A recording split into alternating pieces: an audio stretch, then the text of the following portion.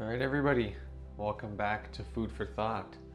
Today, I'm going to be talking about just kind of continuing on from yesterday's talk. If you haven't watched that, you can go look at it if you want. We're going to be continuing talking about how to be less selfish and give more to other people and to sacrifice things to elevate other people instead of trying to elevate yourself.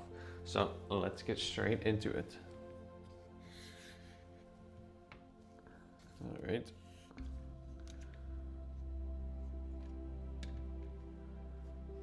Would you guys like something like this more, where it's more from the side or more from straight up and down? We'll try from the side, and if anyone wants to tell me what you prefer, that would be amazing. All right, let's get into the ingredients for today. We got 2 eggs. We have got 1 piece of toast in the toaster. We have got to plug in the toaster, which would probably be helpful. We've got some lemon, obviously, some cottage cheese running low, butter, and I'll get some salt and paprika as well. And as per usual, I forgot to get all the seasonings out beforehand, but here we go. And some Vegeta and black pepper. I always say it, and I'm gonna keep saying it. Try Vegeta on eggs if you haven't before. It's amazing. All right. So let's talk today about selfishness and self-centeredness and how we can try and combat that. Because let me tell you something. I'm a pretty self-centered guy. I am a pretty selfish guy. I always like to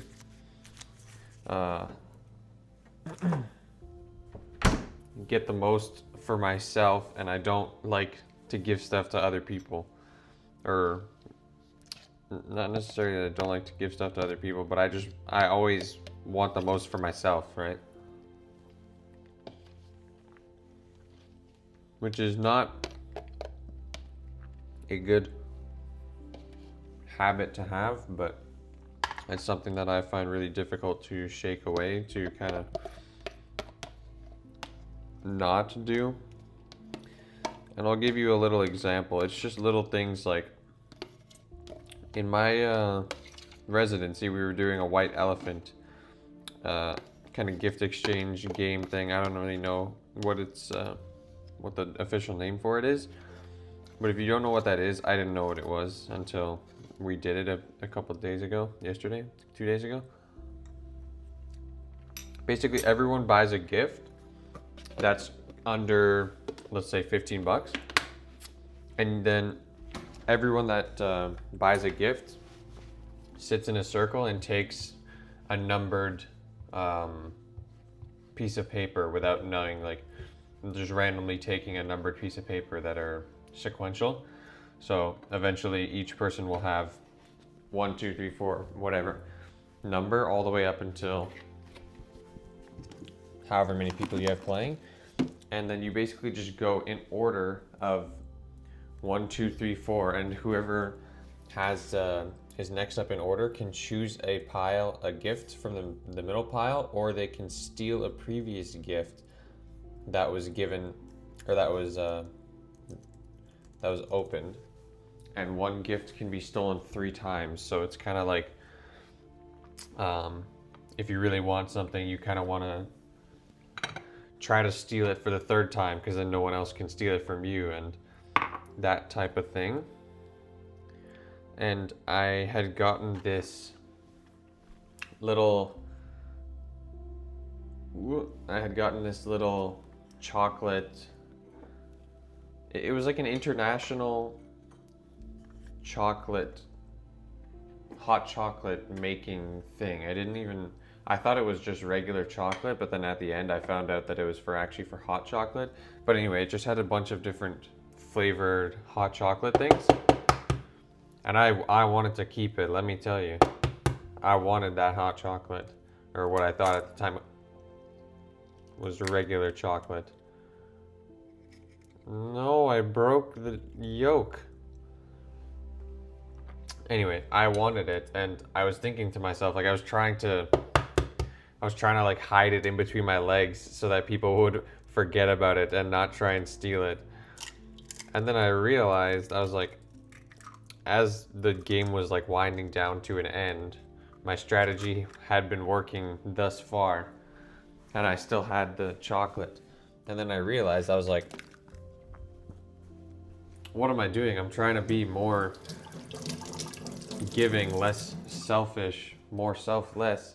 And I realized, I was like, it's some hot chocolate. Like, it's really not a big deal, but I was still trying to, hide it away in my legs there. And you guys might not think that this is a big deal that I was doing that, and maybe it's not, but I just think it's the principle of the thing. That I wanted it for myself and I didn't want other people to have it, It's the principle of that.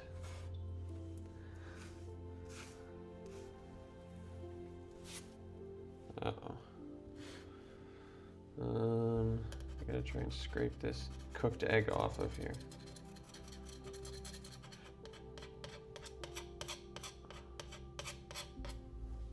There we go. Good enough, I guess.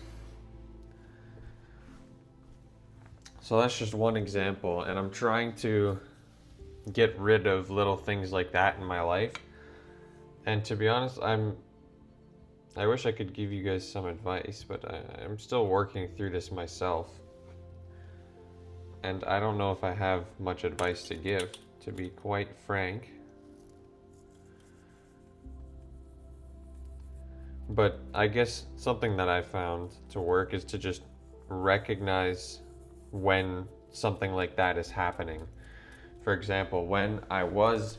Oh, and by the way, the hot chocolate ended up getting stolen from me because as one of the last people was walking through, I ended up taking it and just holding it right in front of me like normal, and it ended up getting taken.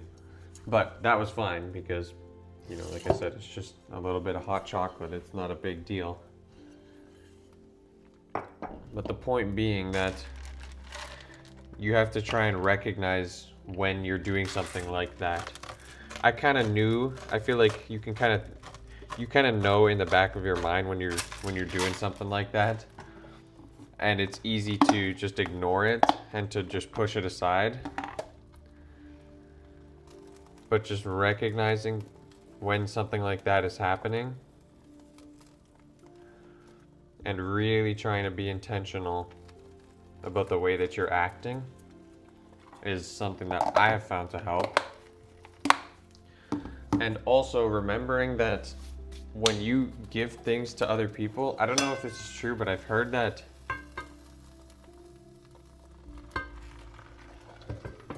this is just what I've heard. I've heard that people actually get more joy from giving than receiving. So like giving gifts or anything of that nature. And I don't know if that's true or not, but I mean, it feels like it definitely could be, because when you practice it, you kind of realize that it's true, like you get, maybe not, I don't know. But when you give stuff to other people, it feels good, And maybe that's just being selfish again, thinking about how it feels to you to give stuff to other people. But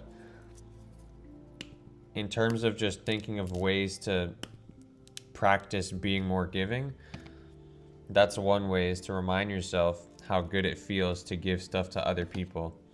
And you can then do that easier. You know what I mean? But it's still really difficult for me. Just little things like that. I think generally I'm pretty good.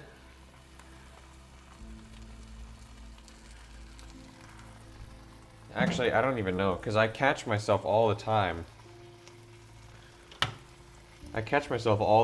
Trying to, or being, self-centered, being more, I should put this in. Being more self-centered and being more selfish, and just catching myself realizing that, oh, I would rather have this thing instead of that person have that thing because I want it, you know. And another way to deal with that, which I just thought of now. I don't practice this that much, which isn't good, but would be to just read the word about specifically issues like this. And the Bible teaches about, hold up, I put some paprika on the eggs yesterday and it tasted quite good, so I'll do it again today. Just a nice little sprinkle, nothing too crazy. So the Bible teaches about how we should be giving our lives up for other people. Essentially, we should be trying to be like Jesus. That's the image, that's the whole message of Jesus, is voluntary self-sacrifice, right? And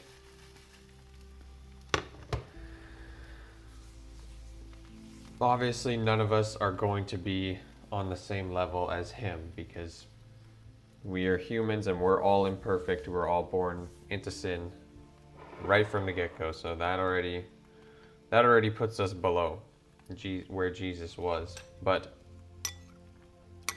you can just try and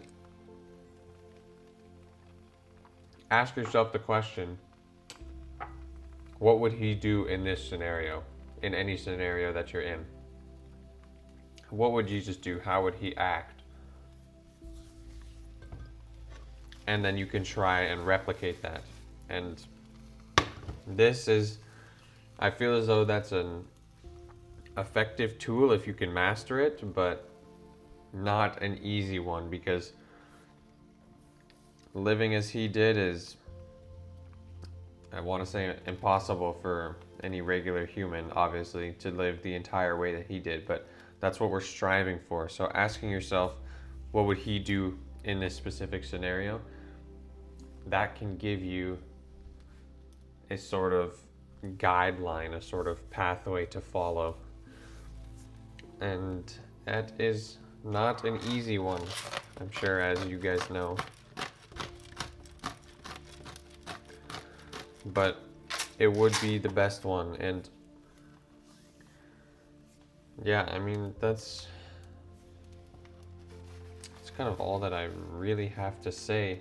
I'm trying to think what else I can talk about while this toast is toasting.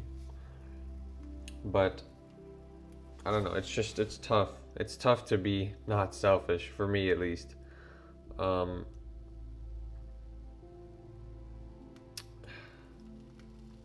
I feel as though some people find it easier to give, some people find it harder to give. Oh, that popped out like, that was nuts. There we go. Now I can start working on this food and not have to talk. I don't know. I'm running out of things to talk about, which is partially, again, the reason why I'm doing this series, to be able to kind of talk about nothing for however long I want, develop that skill of yapping, but it's not fully here yet, so I'm kind of out of things to talk about right now, so let's talk about the food. Yesterday, I started my first shift working as, well, technically, I'm a dishwasher right now, but working at a restaurant, which I hope to eventually, or that's what I was hired for, was to eventually start working as a line cook. If you guys know, I've been getting quite into food recently, and I'd love to learn how to cook better. So yeah, I got a job as a line cook. I had my first shift yesterday as a dishwasher. Everyone starts out as a dishwasher for the first few weeks at least, and it was some constant work. I think it was pretty busy when I went yesterday, Thursday night, and I sprayed myself in the face more times than I can count. but it wasn't too bad. It wasn't too bad. The people there are really, really great people, really welcoming. So let's do a quick recap for today's episode. Today we talked about how we can try and practice being more selfless and less selfish. We talked about thinking about what would Jesus do in a specific scenario and trying to replicate that. We talked about thinking about the joy that it gives you, even, and this is a kind of a selfish loophole, you could say, but thinking about the joy that giving things to other people actually gives yourself. And we talked about being really conscious about when scenarios can pop up that give you the opportunity to be selfish, and being very intentional about how you act in those scenarios.